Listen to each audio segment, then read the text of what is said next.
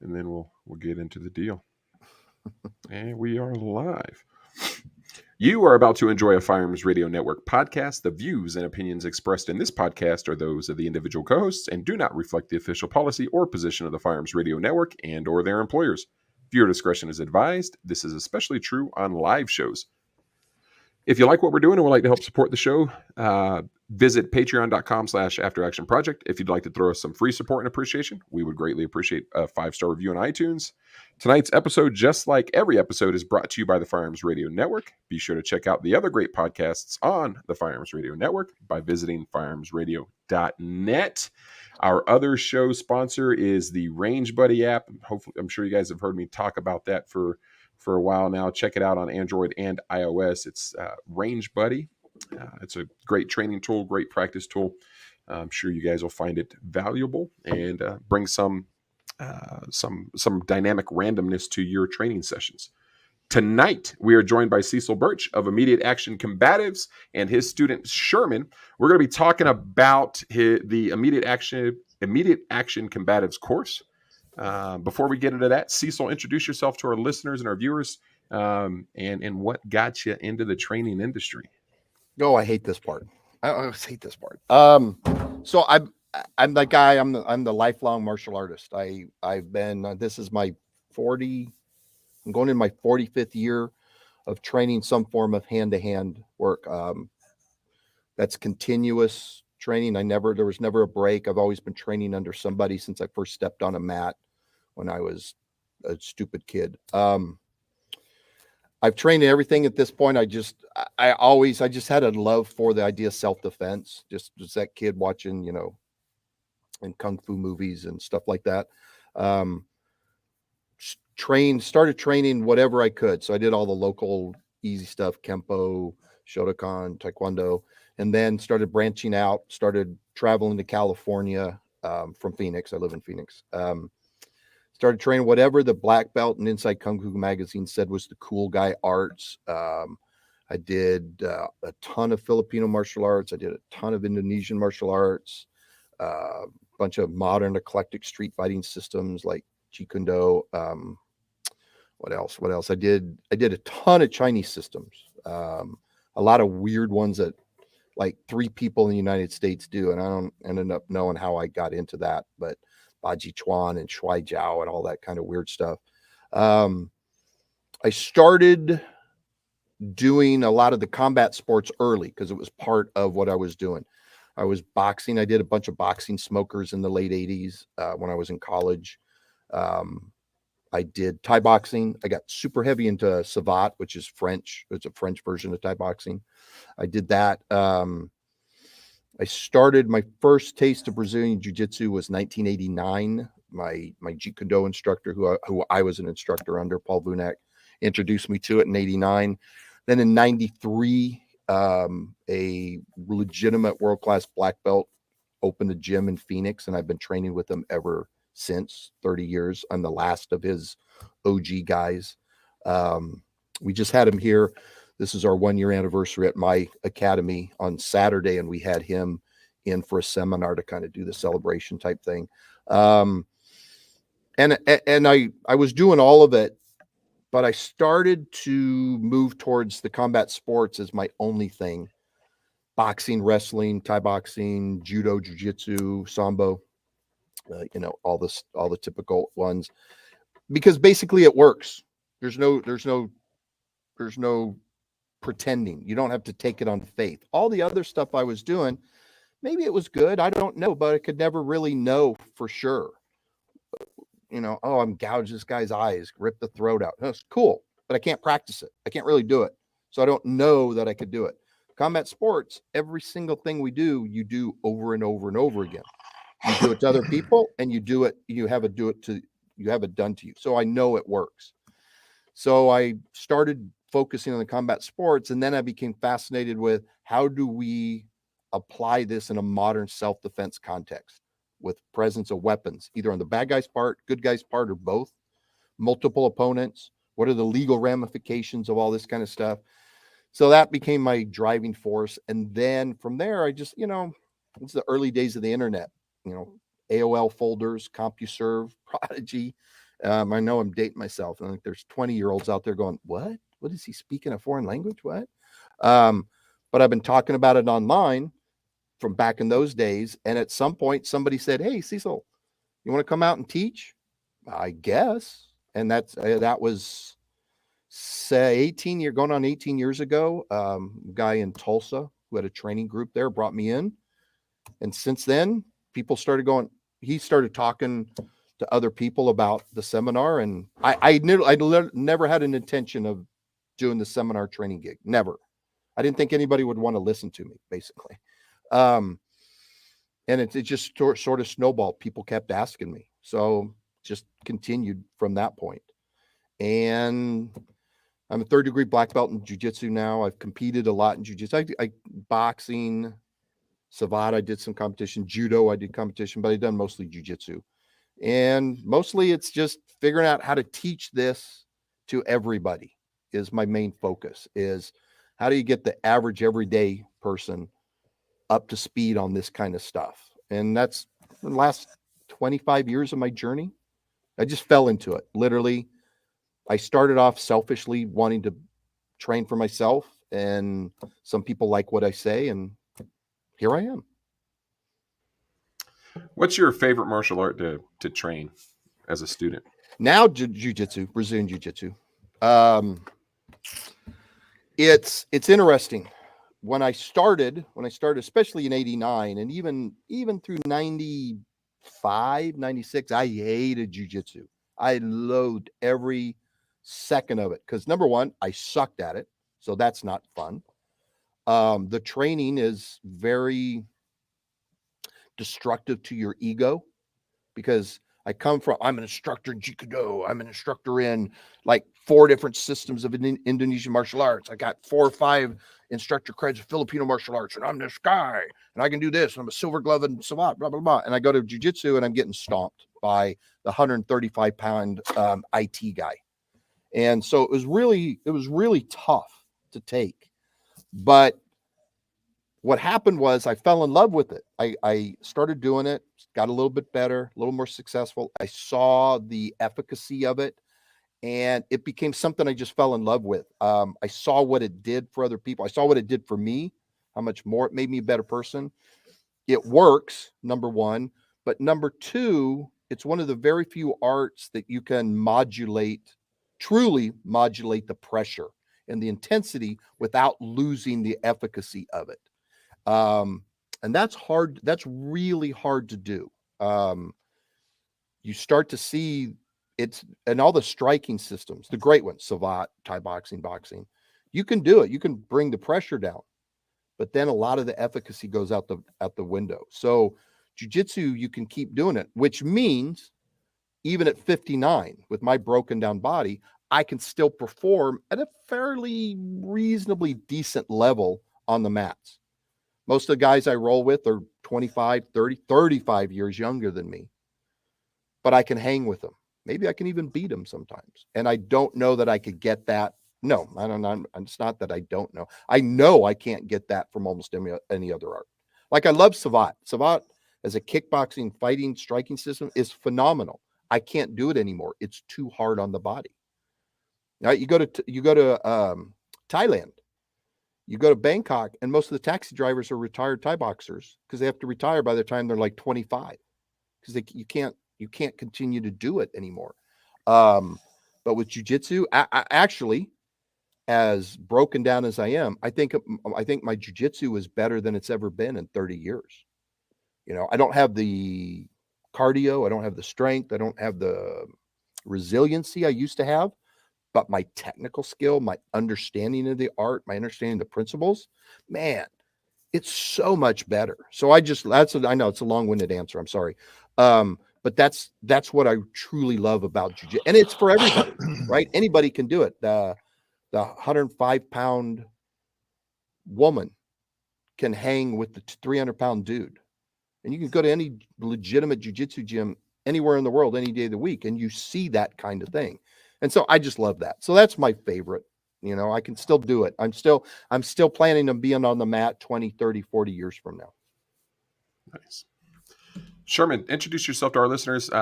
give a little bit of your background in the martial arts, and then what brought you to the immediate action combatives course. Okay. My name is Sherman House. I have been training in predominantly firearms for about 32 years now. Training in martial arts, specifically in jiu-jitsu, for the last almost 4 years. I'm a blue belt in jiu-jitsu under Professor Felix Garcia in Nashville, Tennessee, originally. Although I'm kind of rogue now. I met Cecil back in 2012 or 13-ish. Yeah. Through and I, Cecil and I had been friends online through TPI and stuff for a while before that, at the Polypalooza Memorial Training Conference. And that was my first exposure to the multidisciplinary work. So, the integration of empty hand with weapons-based environment type skills. And jiu-jitsu, that was my first formal exposure to it. Although, of course, I graduated high school right when the UFC was getting popular. So, back when, if you wanted to watch it, you had to go rent the VHS tapes at the Blockbuster. So, and then I took immediate action jiu-jitsu with Cecil at the Royal Range in Nashville, and it was funny because the times that I've trained with Cecil before, have always been like in a seminar type format. So it was like short format, so like 4-hour block, and I always got something that like completely changed my jiu-jitsu game. And so the very first time I did a class with Cecil, I think I'd been training jiu-jitsu for about 1.5 years. I was in a tournament like 2 weeks before. I did, okay, like as far as a heavyweight white belt goes against other, heavyweight white belts. And then I did the seminar with Cecil and realized that I had been bridging all wrong for like 1.5 years, and changing just that little tiny piece. I started like launching guys that were, my size, like completely, into a scramble. So it was a really, really good thing for me. And then the big game changer for me when I took immediate action jiu-jitsu with Cecil was it's kind of a weird thing that happens in jiu-jitsu. When you're practicing jiu-jitsu, you're just practicing it against other people that do jiu-jitsu. So a lot of the moves that you learn early on without really careful precision and timing, they just don't work anymore on people that are experienced. But in that class, the cool thing is we had, I think there was 2 guys that were, like MMA type fighters that had no jiu-jitsu experience, and then a CrossFit guy that was like, a real physical specimen fella. And all of the, I think you called it like the intro class techniques, just clobbered these guys. I mean, and they had no way to defend it. So it's kind of reaffirming for me that the stuff that you learn early on that you get good at, but it stops working on your training partners, well, it really works well on lay people and people that don't do jiu-jitsu. I mean, like, they were powerless to do anything to stop me. Like, so that was a great thing. Hey, so this is a question that Jeremy usually asks later on in the podcast, but I want to kind of start with it. Who's this course for? Is it for somebody who has no skills? Do you have to have some sort of skills? Depending on firearms courses, a lot of times they say, hey, you have to be able to handle a gun. So tell us a little bit more about the course in detail as far as You know, who can take this course? I set it for everybody. I mean, honestly, when I first started doing it, 2005, 2006, it was bringing jiu-jitsu, boxing, and wrestling to gun people who didn't have a hand-to-hand background, who understood self-defense, understood the need for it, but didn't have those details. So that was sort of the beginning of it. But as it evolved, I literally tried to make it for anybody. You can go at the pace you need to. Yeah, like Sherm said, we had in the class in Nashville, we had a bunch of guys, young, super fit guys, and they could go a little bit harder when they were paired up. A couple older guys, me, Sherm, Rich Brown, a couple other guys, a little older, more broken guys. We're going on a nice little pace. But we can bring in the younger guy, match with the older guy, and just, hey, let's just modulate a little bit. And so I tried to make it, didn't matter. At this point, I've had guys who, I've had, let's see, 71 years old. I think my oldest was 73, and he had just had open heart surgery like a year before. I've had a lot of guys in their 60s. I had a guy who had just blown out his ACL, doing like CrossFit type stuff, a couple months before. He hadn't had the surgery yet, but he was able to get through the class. So it's literally for everybody. But what's really interesting is, so my goal was to bring it to the people who didn't have any hand-to-hand stuff, whatever, regardless of whatever their physical condition was, give them something. But what happened was I remember the first time I had another black belt actually take the class. I had never met him before. I was in outside New Orleans in Homa. I think it was Homa. It's like an hour outside New Orleans. And we were using this guy's gym. And he attended the class because he's letting us use the gym for free. Super cool guy.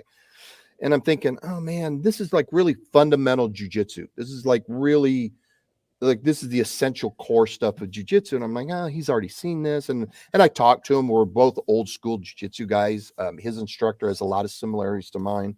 But at the end, during the debrief, he basically said, well, I kind of am a little irritated because I have to go home tonight and I have to revise my curriculum for class tomorrow, because I've heard stuff in here, training methodologies. I've heard conceptual stuff that I've never heard before, and that especially my beginners need to know. And I'm like, oh, so I do have something to offer to guys with more knowledge, with more experience. They can get something from it. I remember Craig Douglas brought me to Mississippi years ago, because the jiu-jitsu instructor who was training with at the time was a good jiu-jitsu guy, but not a great instructor. And so Craig kind of wanted me to teach in front of the guy to try to encourage him. And I thought, okay, so I know I can reach the new person, the person with no skills, the person with no physical gifts or anything. But I can also maybe in some way, one way or the other, reach the experienced guy, the young fit guy, the athlete, the experienced jiu-jitsu guy, the experienced martial artist, and still get something out of it. So I kind of feel fairly safe now in saying it's for anybody. And you can go, I don't set the pace. I set the parameters of, like, we're here to help each other learn. This is not Fight Club. And the goal is not to beat your partner. The goal is to help your partner get better while he helps you. So I set that base right from the beginning. And then anybody can go at the level that they feel comfortable, as long as they agree with their partner. Hey, can you put a little more pressure on? I'm feeling pretty good in the technique. Can you put it? Yeah, let's go. Boom, boom, boom. And instead of 20%, let's go at 50%. Oh, we're still getting it. Cool. Let's go at 70. Let's go at 80. But that's an agreed upon pace that you feel comfortable with. And meanwhile, over on the one side of the mat, there's two 70-year-old dudes training, and they're just going like this. And they both can coexist. So I feel pretty confident that if you just, here's the prerequisite: show up willing to do some work and give it a shot. And that's literally the prerequisite. I don't care any physical condition. I literally don't care. I've had at this point almost everybody. Hey, Sherman, I want you to talk a little bit about the progression of the course. What does that look like from the student's perspective? What are the first couple hours in the class, and then kind of how does that day one round out? Sure. So Cecil teaches in a conceptual methodology way, as opposed to, a lot of jiu-jitsu people just go, all right, here's the technique. You put your foot here, you put your hand here, and this is what you do. And and Cecil starts with a visual aid, a board, and goes over what his conceptual system for how all of this can work, and how you can utilize different parts of your opponent's body to achieve different effects, and how to basically like take their base away from them.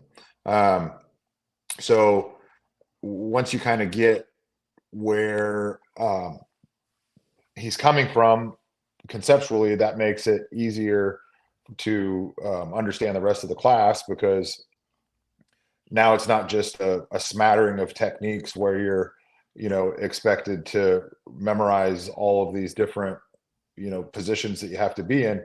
You understand like where you're starting from, where you're finishing from, and the path that's best practice to get there. And he goes through that for everything that you do throughout the entire coursework.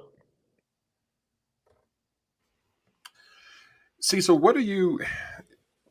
so in the firearms world, it's not black and white, but I'd imagine in the martial art and jiu-jitsu and the combative sports, it's even more gray area. As an instructor, what are some things that you're doing, or what are some of the challenges that you have in the immediate action combatives coursework? Sorry, my brain blanked out on the mirror. What are some of the challenges that you're having as an instructor with that spectrum of student that you have coming in? Well, the issue is the art itself and fighting itself, especially entangled fighting, whether you're on the ground or you're standing. But if you're entangled with another person, that's the most ridiculous, dense, and chaotic aspect of fighting that you're ever going to experience. I tell people, if I move my elbow an inch, that's literally the difference between life and death in an entanglement. If we're in a gunfight at 7 yards, 10 yards, and I move my elbow an inch, is that really going to affect the fight? Probably not. If we're in a range striking thing, so I move my elbow out an inch, is that really going to affect the fight? No, not really. But in entanglement, literally, especially on the ground, if I'm on the bottom, I move my elbow wrong an inch, that's it. Game over. And the problem is, so you're talking about tiny increments that happen in the blink of an eye. And so I have to go in and I have to somehow get that message across to people. The most frustrating thing with people in jiu-jitsu especially is you get inundated with techniques. Here's one, here's one, here's one, here's one, here's one. Maybe they relate to each other, maybe not. Maybe you got to go through a couple months before you start to see some connection. And it gets very frustrating to people. It's like, I don't understand where this is, and I don't understand what this is, and I don't understand why we're doing this. So in short coursework, where I've got 2.5 days, 2 days and 3 hours. So I got 21 hours with people that I've got to get across that. I got to keep them from getting frustrated. And I got to try to instill this idea of how do we deal with that chaos? How do we deal with that variability in a way that makes sense to somebody who may have never done this at all, who maybe the only thing that they know about this is they watched the UFC one time or something like that. Or their niece does jujitsu and you went to a class one time and watched a kid's class. Maybe that's their extent of jujitsu or entangled fighting, grappling. And so trying to teach this stuff and teach a progression where it makes sense, people can fit in little pieces after, because I'm focused also on what happens afterwards. I'm only going to see you for the 21 hours, but I'm hoping you're still going to train and practice and do something. I want to know that 6 months from now, if you're working in a training group or you joined a jiu-jitsu academy or an MMA school or something, you can still add to that. You understand, oh, there's the base. This is the conceptual model.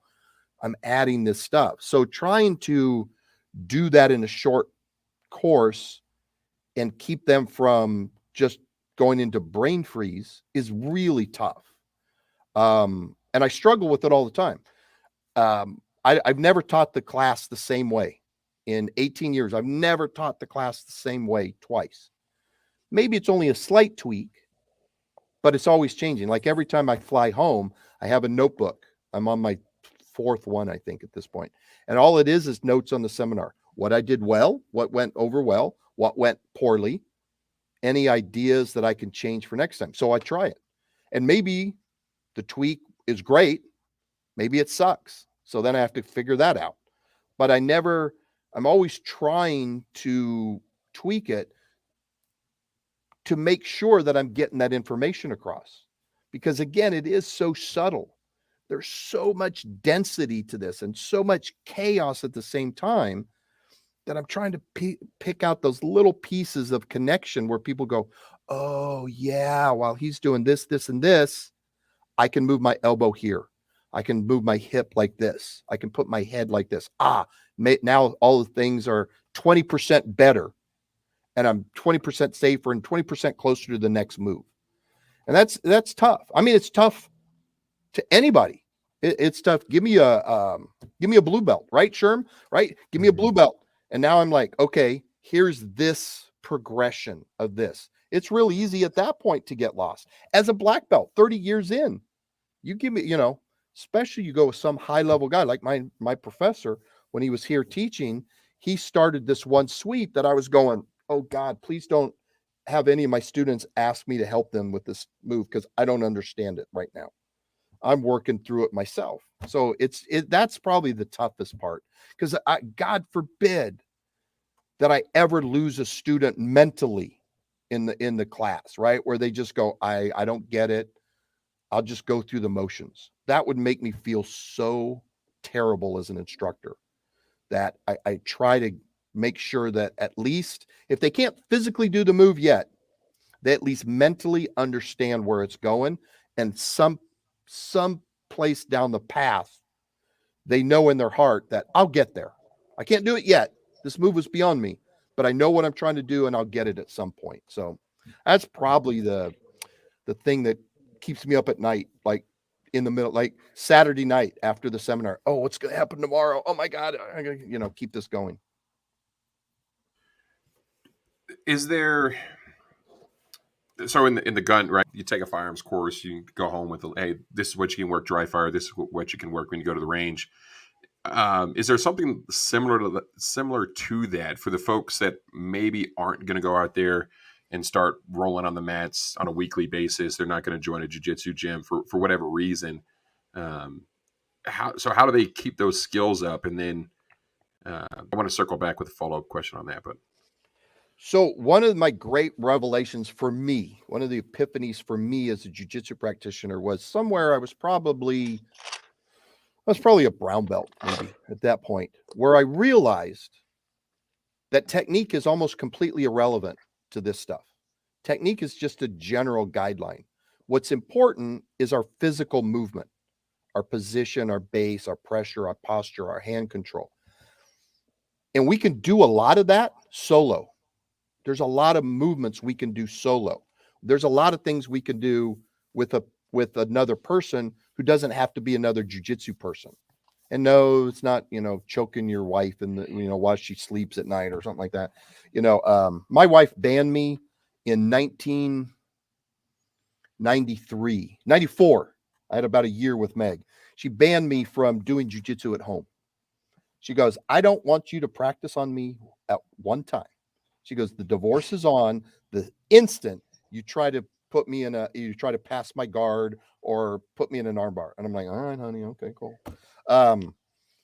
But there's stuff you can do solo, and that takes care of a good chunk, 70% of what you need in jiu-jitsu.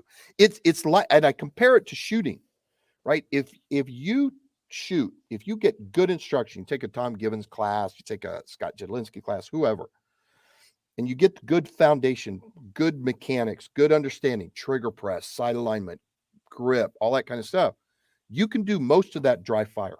You can do a significant amount of that dry fire. And then when you get to the range, oh man, I can only get to the range every 2 months and shoot 100 rounds. You're probably going to be okay with all that dry fire. And that's kind of with solo drills with jiu-jitsu, is just moving. And I try to bring that out in the seminar because I'm very conscious of the idea that I'm not going to see these people Monday morning, right? Like I lecture at my academy. If I screw up something teaching tonight or this morning, I should say, I'll probably see those guys either tomorrow or Thursday. And I can go, hey guys, I messed up on that. Here, look at this and this. Guys at my seminar, yeah, maybe we can touch base on social media or something, or reach out email or whatever, but it's not the same. So I'm always trying to go, hey, how can you train this? How can you do these kind of things after I'm, when I'm not looking over your shoulder and still progress? So I keep trying to bring that up as I'm teaching. Hey guys, you can work this solo. You can do this. Am I wrong, Sherm? Or am I just thinking that in my head and the students aren't getting that? Absolutely correct. I mean, I think it's, it's probably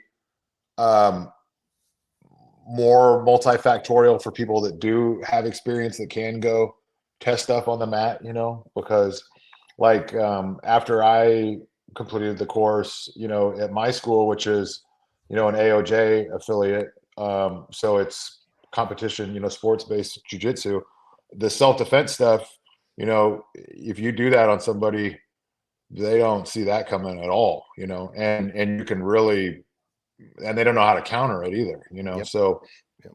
if you get like a really, a solid underhook, and a wrist or a bicep tie on somebody, and, horn your forehead into the side of their jaw, you can push them wherever you want and then set up anything else.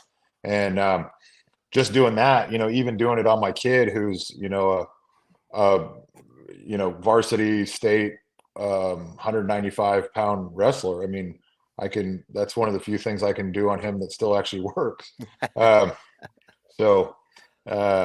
Yeah, I think that, like you said, if a person who doesn't have the, the ability to be able to go practice, in an academy type setting or in a club type setting, I still think that there's a lot of utility to just, thinking about, just setting yourself up for a fence position, just kind of be like walking down the street and, like throw it up there and just think, if someone came up to me and started going, clubber laying on me, like, how am I going to cover up for that and still be effective and keep my feet? So, and then in addition to that, just if you do end up getting clobbered, how to fall down and not injure yourself. I think that's a big part of that class too, that a lot of people, really underestimate the value of, especially as you get older, and your bones aren't as dense and as strong as they once were. And, your connective tissue is not nearly as elastic, and you fall down, you have a soft tissue injury, and you're, in the hurt locker for, 10, 12 weeks. So yeah, all of those things I think are value added. So, Cecil, I got a question. It's more, I guess, included with immediate action combatives, but also just a jiu-jitsu class. So a personal question. I tore my right distal bicep tendon at work. Now resulted in a little bit of nerve damage in my hand and stuff. So I've always had a concern of, I've always wanted to get involved in jiu-jitsu or something like this. I've always had this concern of like a re-injure or injuring myself because I am an older guy and I'm a bigger guy. So what's your thought process on that as far as, is it still safe to do? Because one thing I always see, and I've even seen your posts where you have like a guy like me who wants to come in and learn some things. and they put you with the 25-year-old ego-driven dude that Yep. rips your arm off the first time you get there. So I want you to talk a little bit about that. Yeah, it is the single biggest problem in jiu-jitsu. Fortunately, it's a very small section. Most jiu-jitsu academies understand that they need students, and the dumbest thing is to run them off, hurt them, just lose your students because they can't train anymore. However, there is a subset, 5%, 10%. No, that's too much. 5%, that's meathead, thug central. Where I'm at, we've got one just a few miles down the street, and I think we picked up 3 of their students within the first month we were open, because it literally is walk in, you warm up for 45 minutes doing squats, push-ups, sit-ups, all that kind of stuff. Here's 2 techniques, roll. Oh, I've never rolled before, never trained. It's okay, go with this guy. And this guy, he's a blue belt, purple belt. He doesn't care about you because you're not his student. He's getting ready for a competition. His ego is also out of control. You're cannon fodder to him. So it is something that's a problem. Especially once I started thinking about opening my own academy, I started paying a little more attention to that and how I was going to approach running my academy in a way that would never happen. And I think we've done a really good job of that. And I think most gyms are going to be that way. Yeah, stuff happens, right? You go to academy with 400 students. Yeah, there's 2 idiots there. I mean, sure. And you get partnered up with that guy, just random. And that guy's got to show, oh, I'm so tough, and look at this. And, he cranks harder than he should. So it's a possibility, but you're going to get that almost anywhere, right? We've all been in the shooting class with that guy who's a jerk, who's got to show off how cool he is, and who's probably fairly unsafe, and maybe even has flagged the entire firing line at some point. Should we then ditch all firearm training classes? No, it's the exception. So what I say to people is, you're going to go check out a place. Here's what you look for. What's the makeup of the class? If it's all 25-year-old dudes, get the F out. If, on the other hand, you have women of all ages and sizes, if you have younger kids, like we've got a couple 13 and 14-year-olds in our adult class, if you have older dudes, like we got 2 67-year-olds and we've got a 72-year-old with us. So you see that on the mat, in addition to the 25-year-old, the 28-year-old, and everybody's working together. Everybody's smiling. Everybody's joking. There's not cliques of the meatheads and then this and stuff. And everybody's training together. And the instructor is on everybody. If the instructor's on his smartphone checking the Facebook feed while the class is going on, especially rolling, it's a warning sign. If the instructor is rolling all the time. Now, don't get me wrong. I roll sometimes in class, but that's with my advanced guys. It's with guys who've been already vetted. If there's new guys, I either roll with them first and train with them and make sure. And I get some selfish training, but it's making sure that I'm not just doing it. All right, guys, time to roll. And I forget what else is going on and can concentrate on my own stuff. Watch the instructor. If he's walking around the mat, correcting everybody, talking to everybody, hey, you watch that, you might hurt your partner, and I'll do it this way. If you're seeing that, it's probably a good indicator that it's a solid gym. And then here's the other thing, and nobody wants to hear what I'm about to say, because a lot of injuries are your own fault.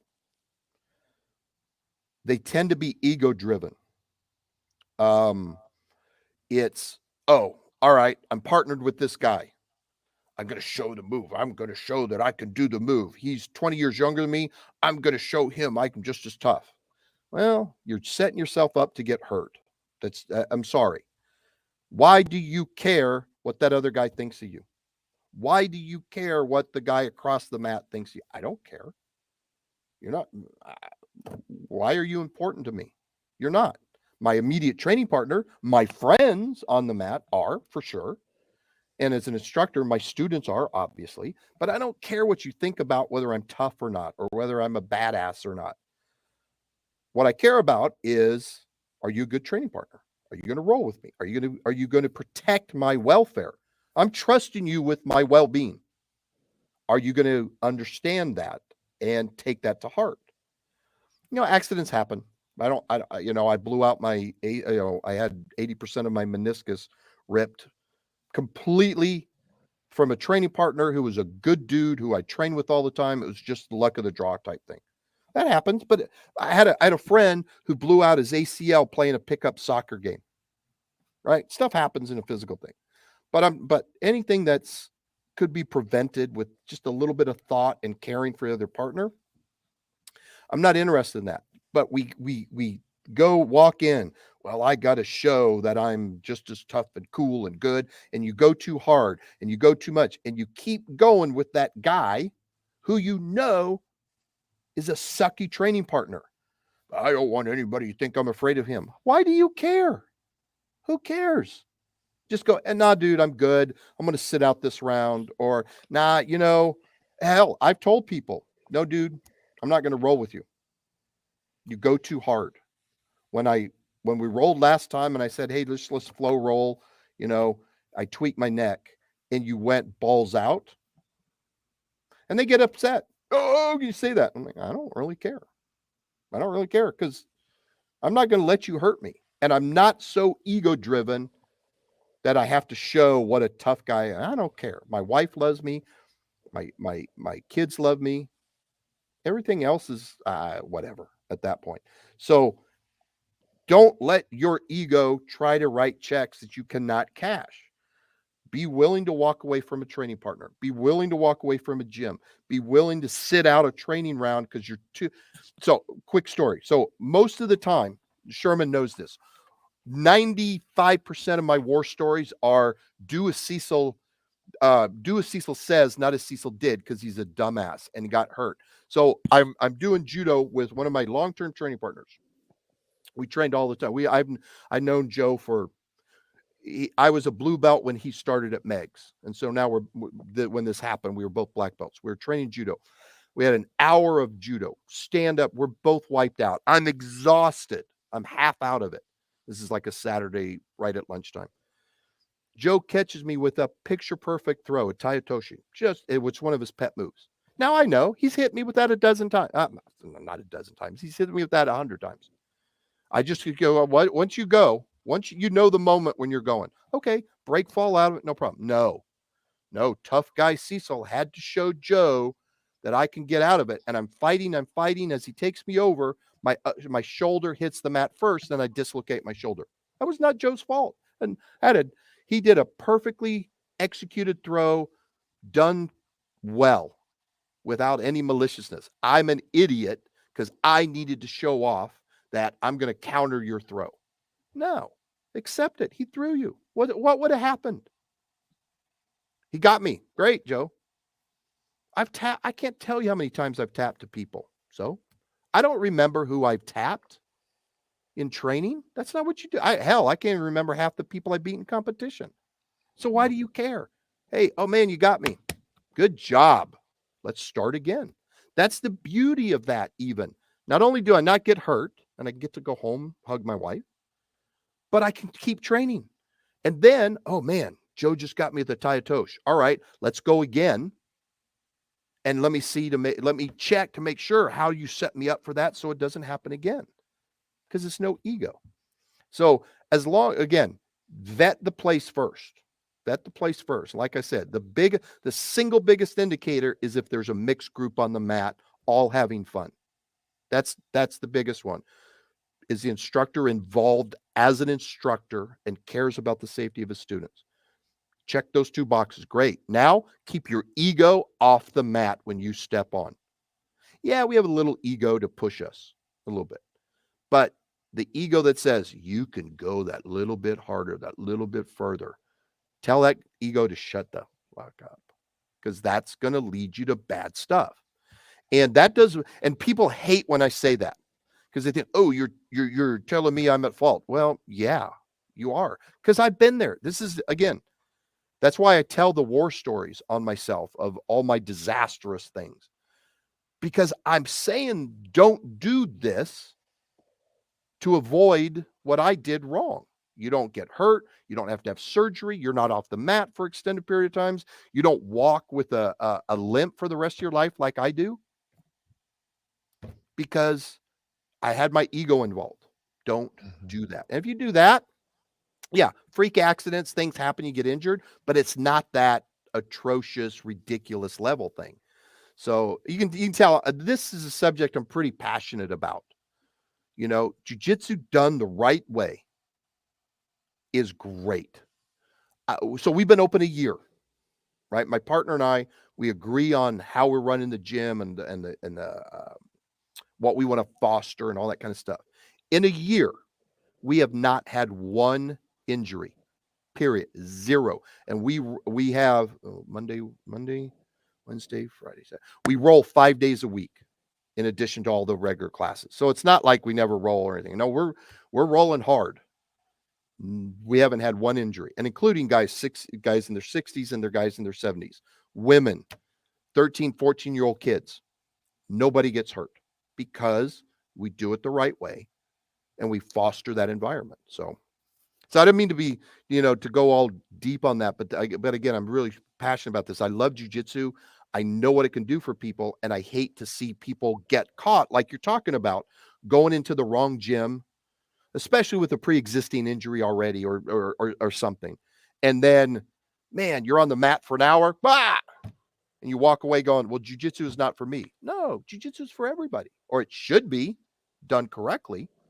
And I just hate seeing people not do jiu-jitsu because of that. If you don't want to do jiu-jitsu, great. That's cool. I'm not, that's fine. If you don't have the money, don't have the time, that's cool. But it hurts me in my soul if somebody tries jiu-jitsu and goes, it's not for me because it's dangerous. That actually hurts me. Mm-hmm. That makes sense. Sherman, I want to talk a little bit more. I want to get back into the class and the coursework. So it's a 21-hour course. What percentage of that are you actually rolling on the mats versus lecture, discussion, or other topics? Probably about 18 hours, I guess. I think there's probably about 3 hours of lecture, and then kind of I guess you'd call it like breakdowns, where you just everybody's kind of sitting in a semicircle while Cecil and then whoever he's picking on kind of walk through what happened, or like, when this happens, think about this, or and things come up during the course of the class too, where someone will say, ask Cecil a question, and then he'll say, great question, and then everybody circle up, and then he'll run through it and tell what it is. But the majority of it, you're working. I mean, I probably could have changed shirts, halfway through each class, because you do break a sweat. So, and depending on who you're rolling with, you break a sweat more. I had Rich Brown for a good part of the time there, and we really tried our best to beat the stuffing out of each other. So, and then once Z got there, it was all over. Yeah. And Alan, he gave me a good run for my money. That's true. He was he was a good training partner, but he had no problem going, oh, you want to go up the pressure? Let's go. Yeah. So it was very good modulation, so that everybody got a good workout, but also, reinforced skills at a, definitely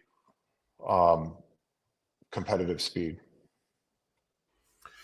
What would you say was one of your biggest takeaways, or your biggest aha moments from that class? You mentioned that you're currently a blue belt. I'm assuming you were a blue belt when you took the course. No, I got promoted shortly after I took that class. Yeah. Because you took my class. No, I'm just Yeah. That was probably it. Or my professor was tired of seeing me in the basics class. But yeah. But the, like I said, one of the biggest takeaways was that, the very simple techniques work fantastically on, non-jiu-jitsu people. Like, I mean, it's comical. Like, they fall over like a tree, just and there's nothing that they could do about it. So that was probably the big thing. The other thing was when we were doing some in-fight weapons access and entangled gunfighting with blue guns and cert guns. Cecil and I are both big revolver nerds, unabashedly. And, a revolver in capable hands, in a up close and personal fight, where you're potentially fighting over the gun, the person who really has good technique with a revolver is really hard to get it away from. I mean, once it's in their hand, it's in there, and there's not a lot to grab onto, and everything is sharp from the front sight back. And, if that person really wants to get that gun away from you, like, they put two hands on it and try and get it, you've got a lot of things that you can do. And, of course, and we know with semi-automatic pistols, that's, maybe good for one round. Not so with a revolver.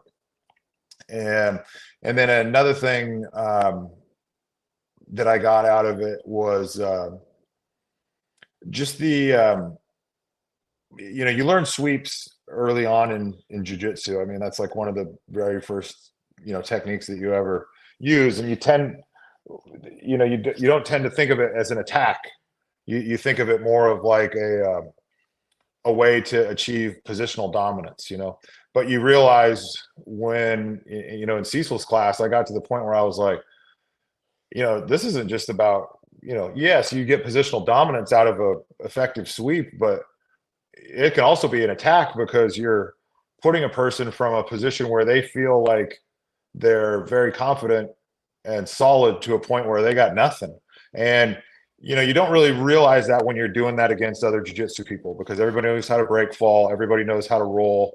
And when they do it, they just kind of go, oh, well, now I'm on my back and now I've got to, either escape out of this or, put you in a guard or something like that. But when you do that on lay people, you do a simple sweep, just like a double ankle sweep or a mermaid sweep. And person like falls down on their tailbone, hard. Like there was one guy that was, that one of those fit guys, and he fell down on his butt and like hit his tailbone. And I mean, it like rang his bell to the point where he was like, hang on, I need to stretch out here for a second. And that was on mats. Yeah. Really thick wrestling mats. So, yeah, I think those were the big takeaways that I got from it. But it's also kind of one of those classes where, I've told Cecil before, like, I think you're coming up my direction next month or the month after. And, it's one of those classes that, I would take, annually, just because it's one of those things that I know when I do it the next time, I'm not going to look at it with the same perspective that I had when I took it the first time, because I have more experience now and I understand, the mechanics of it a little better. Not, I'm still a blue belt, but I understand it better than I did when I was a white belt. And so, it's something that I think you could get continued utility over and over again. And I mean, just hanging out with Cecil and the other ShivWorks. What do you guys call yourselves? A cartel? ShivWorks cartel. No, collective. Oh, collective. Yeah. We used to say cartel, but we changed Yeah. that quickly. Those guys like are constantly rolling with each other, and they'll be like, hey, what about this? So it's kind of cool, I think, being a philosophy nerd and thinking about the Roman Empire on a daily basis is you see, so you didn't get that meme yet, but the it's like a continual progression of idea development. So you get an idea in your head and go, hey, I wonder if this will work, and you have training partners that are also like open-minded and wanting to push the envelope of performance too, so everybody's cool with it. And so there's a lot of that exchange of ideas, I think, that is unique in Cecil and the ShivWorks Collectives brand, that I really enjoy, and I've always gotten a lot out of over the years. Cecil, it sounds like this is obviously more of a self-defense related, I don't want to say version of jiu-jitsu, but I guess that's what we'll go with. What is your end goal for the students after attending this seminar? Is it, if they're attacked on the streets, they're going to have the skills to get away from that, to prevent going to the gun? If it's the entangled fights, what's kind of your overarching goal for attendees of the seminar? That they don't lose. That's my goal. They're in a bad situation, they don't lose. I'm like, yeah, we can do the cool guy stuff. Gun comes out, burn him down, do this, arm drag, take the back, choke him out, do all the cool guy stuff. That's secondary. We can do that too. But my immediate goal is don't lose. Because as long as you don't lose, you have a shot at winning. If you are in such a hurry to win, to finish, so many times that opens up this window of vulnerability. You see it all the time. Almost every UFC, some fighter, he's winning the fight. He starts boom, boom, boom, oh man, now the guy's starting to go down. I'm going to open up, boom, pow. And he gets that flailing punch, changes the fight, maybe even knocks him out, like the Rocky II ending, right? Mm-hmm. Because we get so focused and we start to open up and all the bad stuff happens. Everything I say from 6 p.m. on Friday night all the way up to 6 p.m. on Sunday night is don't lose. Do everything possible to stay conscious, to stay mobile, stay in the fight. Everything's about not having that vulnerability where, oh man, fight starts, you've been clocked. Tweety birds flying around your brain. How do we keep going? Whether we're on our feet, or on the ground. Put yourself in a position that you can stay in the fight. And I talk about this Friday night when I set up what's going on, when I present like my mind map that I have for the fight. And I talk about that most training focuses on, from the point of view where you're maybe neutral, where you're 50-50 with the other guy, on. All jiu-jitsu DVDs and streaming content, gun classes, it's all like you're in the fight, you know it, you're prepped for it, here we go. Well, that's great, and that's an important part, and I'm not dismissing it in any way. The problem is, what if we don't get there? Right? We're starting. So like all my coursework, one of the things that I think I do different than a lot of the reality-based self-defense, street fighting, World War II combatives types guys, is that I start from worst case scenario. And that's not just what my teaching, that's my own personal training. Worst case scenario. What's a bad situation? Can I build a robust, reliable, replicable response that I can build in my system with a reasonable amount of training time? Because I can give you this technique. Hey, if you practice this technique 5 hours a day, 5 days a week, in 10 years, you're going to be awesome. Nobody's going to do that. That's unrealistic.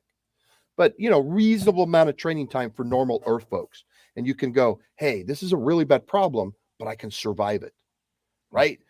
Build from there and then get to the point where instead of we're in an inferior position, we can at least get to neutral. Once we're in neutral, I know I'm in the fight. Now I can kick in all the other stuff. So my goal basically is get him to neutral, get him from the worst possible start to at least where they know they're in the fight and they can fight back, and then go from there. Now you get the gun out and do all your cool guy stuff. And you know, that sounds pejorative, and I don't mean it as a cool guy thing, like look at you. I just mean it as, here's the stuff that we like to do. Shooter ready, stand by, 3 rounds on the A zone, blah, blah, blah, do this, which I do too, because it's important. But we have to get to the point where that happens, right? This is my single biggest problem with a good chunk of training in the self-preservation community is we start with an assumption that we're 100% mentally, physically, and emotionally ready for what's going on. And that's not true. That's just not true for real life. We're walking around. I'm worried, oh man, my company's being just bought out by some giant corporation. I don't know if I'm going to get laid off, blah, blah, blah. My wife and I are fighting. Oh, my son is having problems in school and there's behavior issues. And man, don't tell me you're walking down the street ready to go, do some samurai death dealing stuff, because you're not. And that's much more real than us being, the death dealing, face shooting operators that we all want to be in our personal narrative.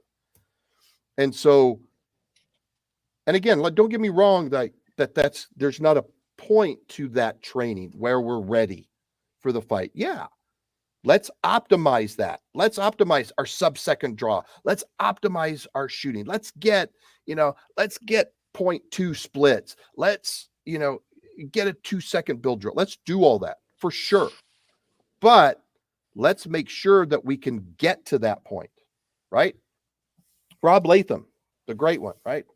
Arguably best pistol shooter on the planet. If I come up to him on the street and crack him in the back of the skull before he's ready, it doesn't matter. I win, and I'm going to win that fight. I don't care what gun he's carrying. I don't care how, he just stepped off the range. Doesn't matter. He's not going to be able to use it.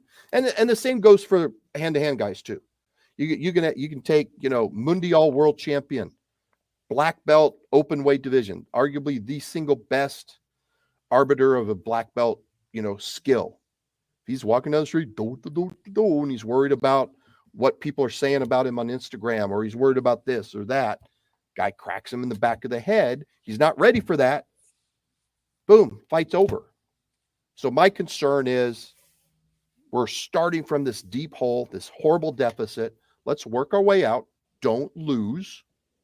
And then after my course, after you get to a point where consistently you can go from the worst position possible to at least neutral, then we can just build on that. So I don't think my coursework is like the end all be all. That's all you need. I think it's the stepping stone, the starting point to keep you going and not lose. So I hope that makes sense. Absolutely. I was thinking at the beginning of when you started talking about UFC, right? And if you're not a UFC fan, go and Google Czech Congo versus Pat Barry and watch that fight. It's one of the most classic fights where one guy gets knocked out, gets up, knocks the other guy out. It's a really good one to kind of look at, and it'll just follow up exactly what Cecil's talking about. But Sherman, I want to kick it to you and tell us a little bit about the mental game of this, right? Because I think Cecil was kind of talking about that, of like having that mental game and that idea, the maturity to be able to win a fight. So touch on that and tell us what you learned on in Cecil's course. Yeah, well, I think that it's kind of a common adage in martial arts study in general, like to leave your ego at the door, or arrive to class every day with an empty cup, like be open to what the instructor or the professor is trying to convey to you. And so, with men especially, a lot of men have a false conception that came out of the womb knowing how to fight, and so those people find their way into jiu-jitsu academies, and they find their way into coursework as well, and you deal with those people, but they I think that the big thing that I really like about Cecil's class, as far as what he was talking about, is working from a deficit. So if you so it's a common thing, like we call it, like positional sparring, where you don't slap hands and then go to takedowns and then go to positional dominance and then to submission. You start from a position on the ground somewhere, and then work from there. And a lot of times you find yourself in jiu-jitsu, like either in the mount position where you're on the bottom and someone's just smashing you and knocking the wind out of you, or you're in side control, where they've got you essentially your shoulders pinned to the mat and they're clobbering you and kind of doing whatever they want to. So, in the course where we talk about starting from that position and figuring out how to get some space created so that you can either escape or counter from there, that's a game changer, because there's a lot of people that are super aggressive, but when you get them down into a bottom position, like the wheels completely fall off their game, because now you're messing with their oxygen supply. You're at the helm of their bellows. So if I put all 260 pounds of me on somebody's sternum, they're going to have a bad time regardless of their size. And so starting from that position to make it, I don't know if saying not scary is like a way, but make it so it's something, it's no longer a novel experience. So now you just go, okay, now I'm here, and now I've got a set of techniques and concepts really that I can work from to get myself steered out of this and get myself to a better position. I think that's a really important thing, and I think it's something that really in sports jiu-jitsu is, or recreational jiu-jitsu, I should say, is really misunderstood and really undertrained.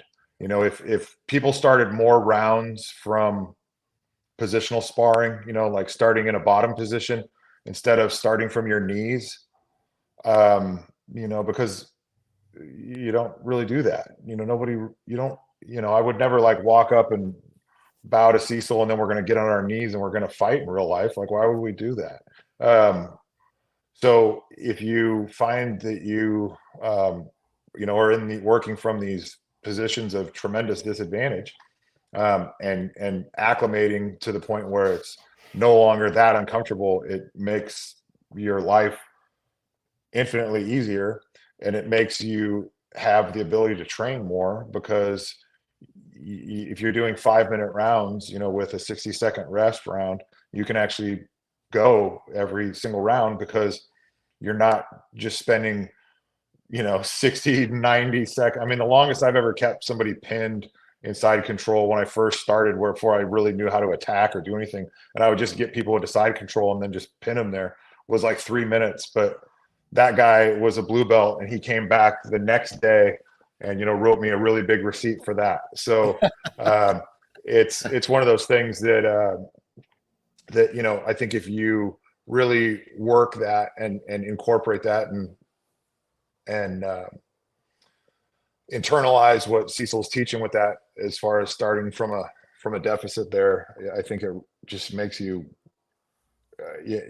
that's I guess that's kind of one of the purposes in a lot of martial arts, is to decrease entropy and increase calm. And the people that are the best martial artists, like, whether it's guys like Cecil, like, Cecil will occasionally get sweat underneath his eyes, but I'd never see him like, dripping off his nose. You look at like like my professors, the Mendez brothers, I've never seen those guys drop sweat. And Meg, same thing. Like those guys just make it look effortless. And you look at them and they stand up, and they raise their hand and then they walk back to the mat. And sometimes they'll run over and, hug the guy or shake his hand or whatever. But they're like able to have a conversation, like every time I've come off the mats, I'm like, like, give me a minute here to, collect myself because I still haven't, maintained that super level of calm. It's much better than it was when I started, of course, but it's jiu-jitsu is the only thing in my bizarre and storied life of adventure that has really made me fearful of an existential threat, which is funny because it's a game. But I'd never had like auditory exclusion until I did jiu-jitsu. And I've been in fires and shootings and explosions and all kinds of terrible stuff, and never had auditory exclusion once. And the very first jiu-jitsu tournament I was in, I thought, God, it's so quiet, and why isn't my professor yelling at me? Because I'm kind of running out of road here. And then I looked over at him and I could like see his tonsils, but I couldn't hear him. And I just thought like, do what? And that's when I realized that like, whoa, this is a whole other kind of thing. So I think anything that, you can do with Cecil's material to help you, like I said, internalize that and work from a deficit, I think that's worth its weight in gold. That's worth the price of admission alone. I was going to ask, I had a question, but you answered it beautifully in that last little bit there. So I know we're running up on the end of the show here. Before we jump off, I wanted to kick it back over to you, Cecil, and just want to make sure that we gave the course its due respect. Is there anything that we should have talked about that we didn't get to, that we might have missed that you'd like to mention or talk about now? I don't think so. I got enough CTE that I can't keep track of stuff anyway. So who knows after 45 years of rugby, martial arts and stuff. But we hit the stuff that I care most about. The idea that anybody can do this. I don't care what your background is. You can go at the level that you need to make this work. That I'm not trying to turn somebody into a jiu-jitsu player. Yeah, if you want to join a jiu-jitsu gym, that would make me so happy after the fact. I'll help you. Message me, text me, email me. Say, Cecil, I live in, I was at your seminar in Nashville and I live here and I'd like to find a jiu-jitsu academy. I'll try to help you. I love that. But that's not my goal. My goal is to just make you a little bit safer, a little bit more capable, a little bit more dangerous to bad guys. And doing it in a way that at the end of the 21 hours at 6:00 on Sunday night, you can walk out of there. You're tired. Yeah. You're going to be exhausted. Nobody's particularly a fan of mine at 6:05 on Sunday. Or hell, they're not a fan of mine on 7 a.m. on Sunday after a day and a half. Everybody hates my guts at that point. But afterwards, after the soreness and the muscular soreness and the tiredness wear off, you go, okay, I got something out of that and I can progress however I want to go from there. And then I care about safety. So you're not getting hurt. The worst. So that's what I should say. That's what I'll cover. I've had two like hyperextended elbow, slightly hurt shoulders. And I had one broken nose, not me, students. Those are the worst injuries I've had in 18 years of doing this. And Rich ripped off my toenail. Oh yeah, that's right. That's right. Yeah. But it was probably a fungus anyway. With picked up in the hospital with all some funky stuff. Yeah. But and I'm pretty proud of that because there's a final exercise on Saturday night and a final exercise on Sunday night, and it's the only time in the class that both sides are trying to win, and it can get pretty hot and heavy. And in all of that, I've never had, like I said, I've only had those handful of really minimal injuries because of that. I'm really proud of that. just as I'm proud of nobody in a year at my academy has gotten hurt. That we're training hard. We're training in a functional way. We're getting better, and nobody's getting that seriously hurt kind of thing. So that's where I'd leave it. Anybody can do the coursework. You're not going to be, UFC champion Monday morning, but you're going to be a little bit dangerous to that bad guy out there. And you're going to be a little more prepped if you want to pursue that. Now go to Craig's class and take ECQC. Go train with somebody else. Do something along the same lines, or join a jiu-jitsu gym, a Thai boxing gym, whatever. At least you're a little bit more prepared. That would be like cool. I'm happy with that kind of as a legacy. Made you a little bit safer and ready to move on. Are you finding that the makeup of your students is primarily gun guys? It used to be. Probably maybe about 5 or 6 years ago, I started to see a shift where now it's almost 50-50. I'm getting guys coming at me from the jiu-jitsu world, from the more martial art oriented world, not just the gun guys. I'm getting higher level jiu-jitsu guys. Like I'm not getting the white belts and blue belts. I'm getting purples, browns, black belts coming to the class. So that's kind of interesting to me. And I haven't changed the material in a global sense. Like I didn't have to suddenly, now we're getting jiu-jitsu guys, so now I'm going to change how I teach. No, I'm teaching the same way. Overall, like I said, I always tweak stuff, but the conceptual model still stays the same. So I think that says something for the efficacy of the material. At least some of the material will stand on its own, that I can take a guy who's coming from this world, and they're both getting better. So I feel pretty good about that. Nice. That's awesome. It's cool to hear. Andy, I'm going to kick it back over to you, and then final thoughts, and we'll give everybody their night back. Well, first I have to wish Cecil congratulations on his 1-year anniversary of his place there in Arizona. That's pretty awesome. Where's it located, Cecil?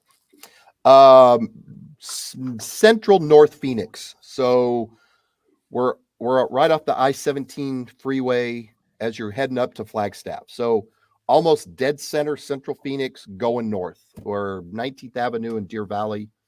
Pretty central, like I said, far north, central. We're about 10 minutes south of Ben Avery shooting range, right off the freeway. So, it's a pretty good location where we've got access a lot of freeways and stuff.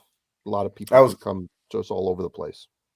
I was going to say, with the amazing freeway system in Phoenix, it's pretty easy to get to. Yeah. That's kind of cool. I lived in Phoenix for 15 years. And oh, really? Where'd you live? Like what part? Well, Glendale, Tolleson for a while. So I'm sorry about that. All the wonderful West Side areas. That's where I grew up. I grew up in Maryvale. So you kind of you kind of have a sense of why I was interested in self-defense at a young age, right? Oh yeah, definitely. That's an interesting area. I still have a few friends there, but so I just wanted to wish you congratulations on your 1 year. I think it's amazing. I will be at TACCon next year. Jeremy won't. Awesome. Haha. But I'm already choosing to sign up for one of your block there. So okay, I'm teaching too. So I'm teaching a block. I'm teaching my Just Enough Jitsu block, but I'm doing a lecture too. I'm doing a lecture this year. Daryl Bolke talked me into doing a lecture, basically a history of integrated weapons with hand-to-hand stuff. So I'm going to start 5,000 years ago and bring it forward. So very cool. Yeah. My son-in-law's going for the first time. He's just getting involved in firearms here the past year or so. And he did a little MMA fighting for a short period of time. So we're going to be in that course and see if maybe me and my son-in-law can throw each other around or something like that. There you go. Make sure you grab me as soon as you see me. Okay, definitely will do. Second thing, I want to humble brag. I just signed up for Gracie Baja's free course just to try it. I did it as we were sitting here. So nice. Always wanted to do it. And I guess this podcast kind of actually made me motivated to go try it. So, good. Yeah, the Baja schools there are really good. They got some really exceptionally good instructors there. Good. That's good to hear. And then Sherman, thank you for your time as always. I appreciate you coming on. This was a great podcast as always. And yeah, come on again. We'd like to invite you on in the future for maybe one of your courses. I'd love to do it. I love listening to Sherman stuff. His dirt medicine stuff is freakishly, ridiculously good. Thank you. Before we jump off here, Sherman, go ahead and give yourself a little plug. Tell our listeners where they can find out more information about you. Sure. My website is civiliandefender.com, and I'm on Facebook as Sherman A. House, and I'm on Instagram as Civilian Defender Actual. Sweet. And you need to write some more. You've been lazy lately, dude. Yeah, I've been struggling with have found an academy up here that I've been going to sporadically, but they're very kind and understanding of my current predicament. But until the work situation gets a little clearer, it is what it is for now. But and they only have classes on the weekdays, so on Monday, Wednesday, Friday. So it's kind of right in my work time a lot of the time. So but yeah, I will get back to it. You know how it is. You get inspired and then you'll knock out like 4 good pieces, and then I think like, hey, no, that idea sucks. Nobody wants to hear that. And then I'll get a really good one while I'm in the shower or walking at 4:30 in the morning, and then I don't write it down, and then I'm like, and what was it again? Yeah. And living on an island here, I'll tell my son sometimes like, all right, I got to go to the beach and write an article. I'll be back. And the local police see me there, and they just always like drive by, blink their alley lights, and wave at me, and they know what I'm up to. So that's a civiliandefender.com, right, Sherman? That's right. Mm-hmm. And then Cecil, it's Combatives.com. And what's the name of your academy? Gracie Jiu-Jitsu North Phoenix. Awesome. Yep.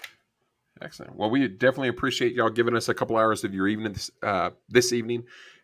For all of our folks out there listening, thank you so much for joining us again. Remember, it's your life, it's your safety and protection, it's your responsibility. Y'all stay safe.